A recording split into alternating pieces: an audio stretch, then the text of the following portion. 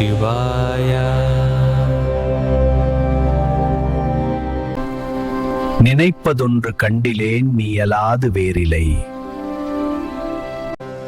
நினைப்புமாய் மறப்புமாய் நின்ற மாயை மாயையோ,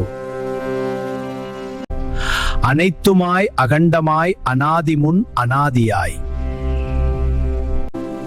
எனக்குள் நீ உனக்குள் நான் இருக்குமாற தெங்கனே. புலவர் சொல்வது நான் நினைத்து பார்க்கும்போது உன்னை தவிர வேறு எதுவும் இல்லை என்று உணர்கிறேன்.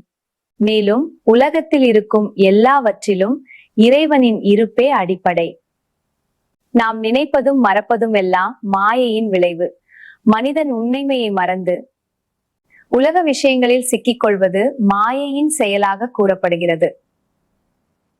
இறைவன் அனைத்தாகவும் இருக்கிறான். பகுக்க முடியாதவன் அகண்டம். தொடக்கம் இல்லாதவன் அனாதி. ஆழத்திற்கும் முன்பே இருந்தவன், அதாவது எல்லாவற்றிற்கும் அடிப்படை பரம்பொருள். இறைவன் என் உள்ளத்தில் இருக்கிறான், நானும் இறைவனில் இருக்கிறேன். இந்த ஆன்மா சிவம் ஒன்றிணைவு எப்படி நிகழ்கிறது என்று நான் ஆச்சரியப்படுகிறேன் என்று பக்தன் கேட்கிறான். மொத்த பொருள் என்னவெனில், மனிதன் நினைக்கும் எல்லாவற்றுக்கும் பின்னால் இறைவனே இருக்கிறான்.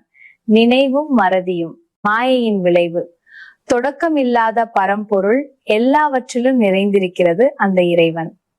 மனிதனுள் இருக்க மனிதன் இறைவனுள் இருப்பது என்ற ஆன்மீக உண்மையை பற்றி பக்தன் வியந்து சிந்திக்கிறான்.